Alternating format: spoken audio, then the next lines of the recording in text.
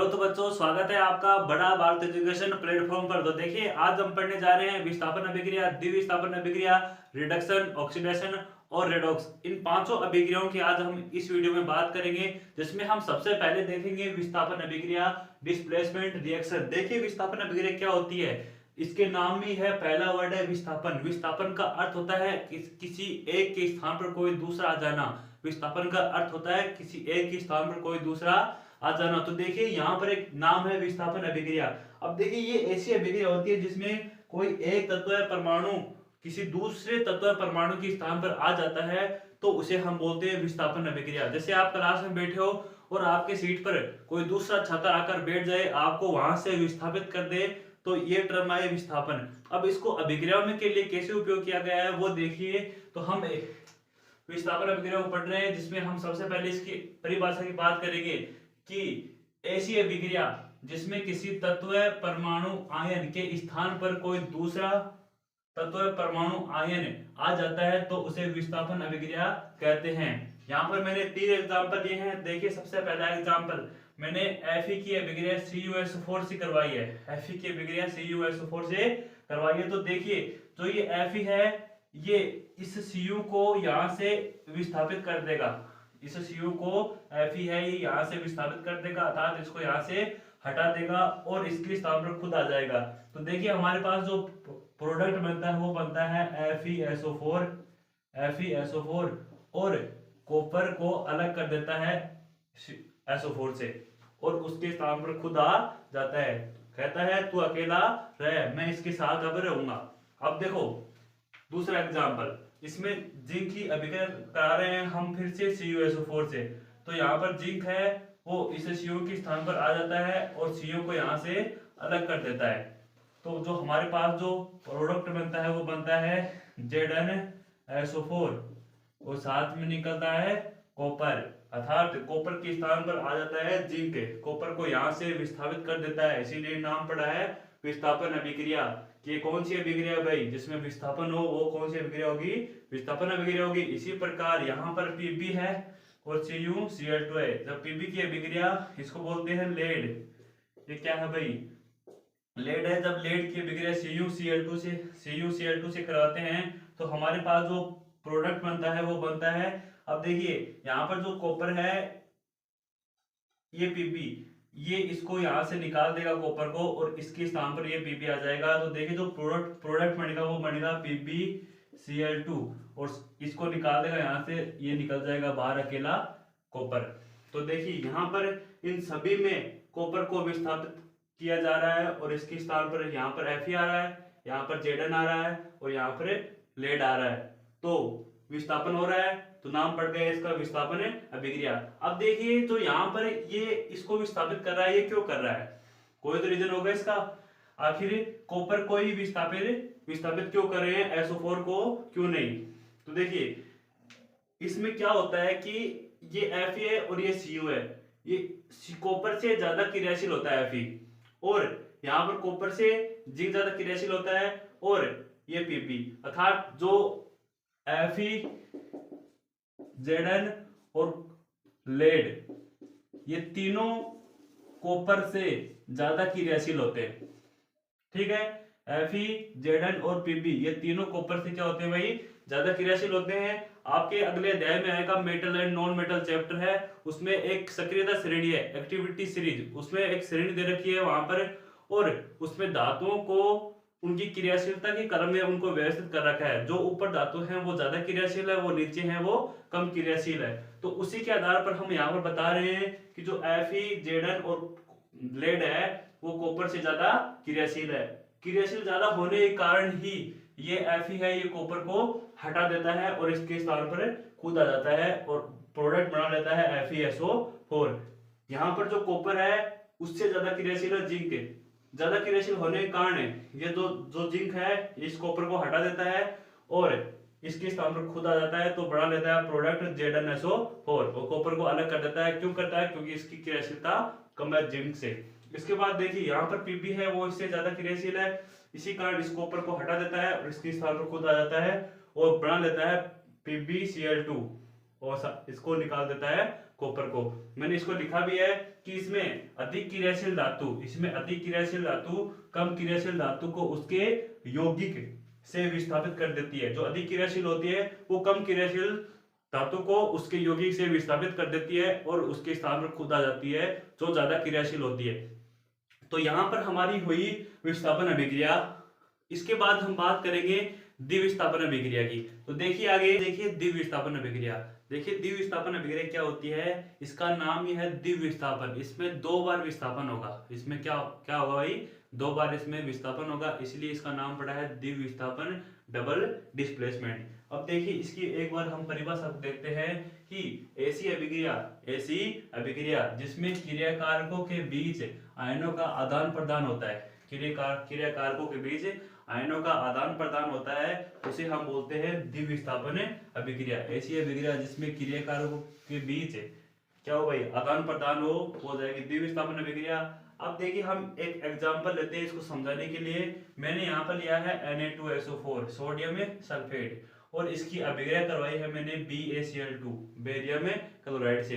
अब देखिए क्या होगा कि जो सोडियम है ये यहाँ से निकलेगा और इसके स्थान पर चला जाएगा। ठीक है, यहाँ से निकला सोडियम और Ba के स्थान पर चला जाएगा, इसको निकाल देगा। अब ये अकेला नहीं रहेगा, ये Ba आता है और यहाँ पर SO4 के साथ जुड़ जाता है। तो देखिए जो हमारे पास जो प्रोडक्ट बनता है वो बनता है Ba साथ जुड़ गया SO4 के, तो हमारे पास बन गया BaSO4। ठीक है, और जो Na है ये जुड़ गया Cl के साथ, तो हमारे पास जो प्रोडक्ट बना है वो बना है NaCl। अब देखिए यहाँ पर क्लोरीन के 2 परमाणु हैं और सोडियम के भी 2 परमाणु है। इसको संतुलित करने के लिए हम 2 से इसको गुणा कर देंगे, तो ये हमारी अभिक्रिया कंप्लीट होती है। देखिए एक बार Ba है वो यहाँ पर आता है और दूसरी बार जो सोडियम है वो यहाँ पर चला जाता है। ठीक है, एक बार इसका विस्थापन हो गया और दूसरी बार इसका विस्थापन हो गया, तो इसीलिए हम बोलते हैं द्विविस्थापन अभिक्रिया। जो ये अभिक्रिया है ये द्विविस्थापन अभिक्रिया है। अब देखिए कई बार आपको जो BaSO4 है इसके आगे इसे तीर का निशान दिखाई देगा। ठीक है, इसके आगे एक तीर का निशान दिखाई देगा। अब देखिए वो निशान क्या बताता है आपको, उसका एक थोड़ा सा लॉजिक है कि जो चिन्ह है ये आपको क्या बताता है। तो देखिए आप एक सॉल्यूशन तैयार करो, एक पात्र लो और उसमें आप पानी को भर दो। अब उसमें Na2SO4 डालो और BaCl2 डालो। जब इन दोनों को आप डाल दोगे तब क्या होगा, जो प्रोडक्ट बनेंगे वो बनेंगे BaSO4 और NaCl। जो साधारण नमक होता है उसका सूत्र होता है NaCl। जो NaCl है ये इस पानी में घुल जाएगा, इस पूरे पानी में एक समान रूप से घुल जाएगा। ठीक है, लेकिन जो BaSO4 है ये इसकी तली में बैठ जाएगा। BaSO4 है कि ये कहाँ बैठ जाएगा, इसके तले में नीचे बैठ जाएगा। तो हम कहते हैं कि जो पानी में नहीं मिला अर्थात ये BaSO4 है ये पानी में अविलेय पदार्थ है अर्थात मिलता नहीं है, तो ये अवक्षेप का निर्माण कर लेता है। जो पानी में घुलनशील नहीं होते और नीचे बैठ जाते हैं पेंदे में, उनको बोलते हैं हम अवक्षेप। ठीक है, और जिस अभिक्रिया में अवक्षेप का निर्माण होता है उसी को हम बोल देते हैं अवक्षेपण अभिक्रिया। तो मैंने नीचे लिख रखा है कि जिस अभिक्रिया में अवक्षेप का निर्माण होता है, किसका निर्माण होता है भाई, अवक्षेप का। यहाँ पर BaSO4 है वो नीचे तली में बैठ गया, तो ये अवक्षेप है। ठीक है, जिस अभिक्रिया में अवक्षेप का निर्माण होता है उसे हम बोलते हैं अवक्षेपण अभिक्रिया। ठीक है, तो ये हमारा बीच में टर्म आता है अवक्षेपण अभिक्रिया, इसको भी हम समझ लेते हैं। इसके साथ ही जैसे हम इन दोनों का सॉल्यूशन तैयार करेंगे तो हमारे पास ये प्रोडक्ट बनेंगे। जो NaCl है ये इस जल में घुल जाएगा, जबकि जो BaSO4 है ये घुलता नहीं है पानी में और नीचे पेंदे में बैठ जाता है। जो पेंदे में बैठते हैं पदार्थ जल में नहीं घुलते उनको बोलते हैं हम अवक्षेप, और जिस अभिक्रिया में अवक्षेप का निर्माण होता है उस अभिक्रिया को हम बोल देते हैं अवक्षेपण अभिक्रिया। तो ये यहाँ पर हमारा ये पॉइंट कंप्लीट होता है द्विविस्थापन अभिक्रिया। इसके बाद हम बात करेंगे ऑक्सीडेशन, रिडक्शन और रेडॉक्स, इन तीनों अभिक्रियाओं की। तो देखिए आगे पहले हम बात करेंगे ऑक्सीडेशन अभिक्रिया की। उसके बाद हम बात करेंगे रिडक्शन अभिक्रिया की और अंत में पढ़ेंगे हम रेडॉक्स अभिक्रिया। तो देखिए हम देखेंगे पहले ऑक्सीडेशन अभिक्रिया। अब देखिए ऐसी अभिक्रिया जिसमें ऑक्सीजन का योग हो, ऐसी अभिक्रिया जिसमें ऑक्सीजन का योग हो वो कौन सी होती है भाई? ऑक्सीडेशन अभिक्रिया, या इसी का ही नाम है उपचयन अभिक्रिया। ठीक है, ऑक्सीजन का योग हो और या हाइड्रोजन का ह्रास हो। ठीक है, ऑक्सीजन का योग हो या फिर हाइड्रोजन का ह्रास हो, वो कौन सी अभिक्रिया होगी भाई? ऑक्सीडेशन अभिक्रिया होगी या उपचयन अभिक्रिया होगी। अब देखिए मैंने यहाँ पर मैग्नीशियम की अभिक्रिया ऑक्सीजन से करवाई है, मैग्नीशियम की अभिक्रिया ऑक्सीजन से कराई है, अर्थात मैग्नीशियम में ऑक्सीजन को हम ऐड कर रहे हैं और हम जो प्रोडक्ट बनेगा वो बनेगा मैग्नीशियम में ऑक्साइड। ठीक है, इसको जब संतुलित करेंगे तो 2 से गुणा कर देंगे, उधर भी 2 से गुणा कर देंगे। अब देखिए यहाँ पर ऑक्सीजन का क्या हो रहा है? ऐड हो रहा है, ऑक्सीजन ऐड हो रही है, ऑक्सीजन का योग हो रहा है। तो ऑक्सीजन का योग हो वो अभिक्रिया होगी ऑक्सीडेशन रिएक्शन या उपचयन अभिक्रिया। और देखिए जो हाइड्रोजन का ह्रास है ये हम आगे एक अभिक्रिया लेंगे उसमें समझाएंगे।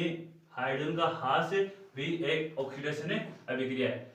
इसके बाद दूसरा एग्जांपल लेते हैं हम कॉपर की अभिक्रिया। जब ऑक्सीजन से करवाते हैं तो हमारे पास जो प्रोडक्ट बनता है वो बनता है कॉपर ऑक्साइड।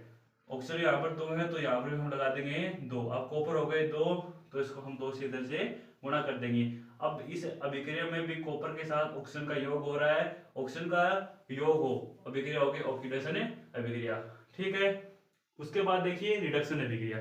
देखिए ऐसी अभिक्रिया जिसमें ऑक्सीजन का ह्रास हो, ऐसी अभिक्रिया भाई जिसमें ऑक्सीजन का ह्रास हो अर्थात ऑक्सीजन हटे या हाइड्रोजन का योग हो, ऑक्सीजन का ह्रास हो या हाइड्रोजन का योग हो। इसमें देखिए ऑक्सीजन का योग हो या हाइड्रोजन का ह्रास हो, इसमें ऑक्सीजन का ह्रास हो या हाइड्रोजन का योग हो। एक का ह्रास होगा तो दूसरे का योग होगा, एक का योग होगा तो दूसरे का ह्रास होगा। उल्टा है, ऑक्सीडेशन में ऑक्सीजन का योग होगा, हाइड्रोजन का ह्रास होगा, जबकि रिडक्शन में ऑक्सीजन का ह्रास होगा और हाइड्रोजन का योग होगा।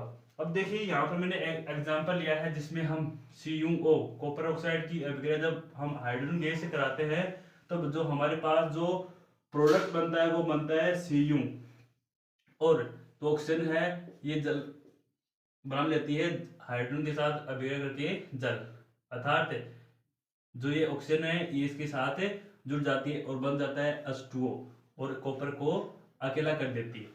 तो अब देखिए यहाँ पर जो ऑक्सीजन है वो इसके साथ है, अब ये हट गई और जल के साथ जुड़ गई। ठीक है, जब ऑक्सीजन का ह्रास होता है, ऑक्सीजन का क्या होता है? ह्रास। यहाँ से यहाँ ऑक्सीजन का ह्रास हो रहा है, ऑक्सीजन इसे हट रही है, तो कौन सी अभिक्रिया हो जाएगी? रिडक्शन। जिसमें ऑक्सीजन का ह्रास हो वो अभिक्रिया होगी रिडक्शन। अब देखिए तीसरी अभिक्रिया रेडॉक्स। अब इसकी बात करते हैं हम रेडॉक्स की।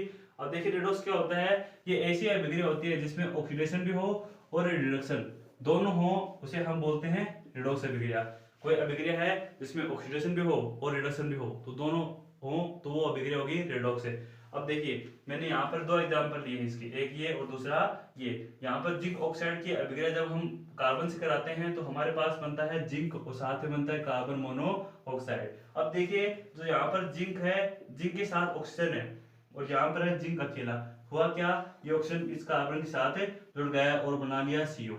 ठीक है, अब देखिए यहाँ पर जब ऑक्सीजन का ह्रास होता है, ऑक्सीजन का किसी में ऑक्सीजन का ह्रास होता है, ऑक्सीजन का ह्रास होता है तो अभिक्रिया होती है रिडक्शन अभिक्रिया। यहाँ पर ऑक्सीजन का इसलिए ह्रास हो रहा है तो ये अभिक्रिया हो जाएगी रिडक्शन अभिक्रिया। ठीक है, और देखिए इसके साथ ऑक्सीजन का योग हो रहा है, इसके साथ कार्बन के साथ ऑक्सीजन का योग हो रहा है। जब किसी के साथ ऑक्सीजन का योग हो तो वह अभिक्रिया हो जाएगी ऑक्सीडेशन अभिक्रिया। तो जो ये अभिक्रिया हो रही है वो हो रही है ऑक्सीडेशन अभिक्रिया। ठीक है, यहाँ पर ऑक्सीडेशन हो गई तो क्या हो गई? रिडक्शन हो गई दोनों। अब देखिए इस अभिक्रिया को, यहाँ पर मैंने लिया है MnO2 और इसकी अभिक्रिया कराई है HCl से। जो प्रोडक्ट बनता है वो बनता है MnCl2 साथ में जल और इसके साथ निकलती है क्लोरीन गैस। अब देखिए यहाँ पर MnO2 किसमें चेंज हो रहा है? MnCl2 में। ऑक्सीजन का यहाँ पर ह्रास हो रहा है, ऑक्सीजन का ह्रास हो तो अभिक्रिया होगी रिडक्शन। तो यहाँ से यहाँ जा रहे हैं तो हो रहा है रिडक्शन। क्यों हो रहा है? क्योंकि इससे ऑक्सीजन का ह्रास हो रहा है और ऑक्सीजन का किसी से हास हो तो अभिक्रिया होगी रिडक्शन। उसके बाद देखिए यहाँ पर ये जो हाइड्रोजन है ये क्लोरीन के साथ है, यहाँ पर हाइड्रोजन है ये क्लोरीन के साथ है, तो अब ये क्लोरीन है वो अकेली हो जाती है और बना लेती है Cl2। क्या बना लेती है भाई? Cl2 बना लेती है। और अब देखिए इस क्लोरीन से ये हाइड्रोजन हट गया, क्या हो गया भाई? हाइड्रोजन हट गया। अब देखिए जिस अभिक्रिया में हाइड्रोजन का हास हो, हाइड्रोजन का हास हो, किसी यौगिक से जब हाइड्रोजन का हास हो, हाइड्रोजन हटे, तो अभिक्रिया होगी ऑक्सीडेशन। तो यहाँ पर इस क्लोरीन से ये हाइड्रोजन हट रहा है और बना रहा है Cl2, तो जो ये अभिक्रिया है ये हो जाएगी ऑक्सीडेशन। ठीक है, तो ऐसी अभिक्रिया जिसमें ऑक्सीडेशन और रिडक्शन दोनों एक साथ हों हो जाएगी रेडॉक्स अभिक्रिया। तो यहाँ पर हमारे हुए ऑक्सीडेशन, रिडक्शन और रेडॉक्स अभिक्रिया। ठीक है, अगर आपको वीडियो अच्छा लगा तो वीडियो को लाइक कीजिए, चैनल को अवश्य सब्सक्राइब कीजिए। मिलते हैं हम अगले वीडियो में, धन्यवाद।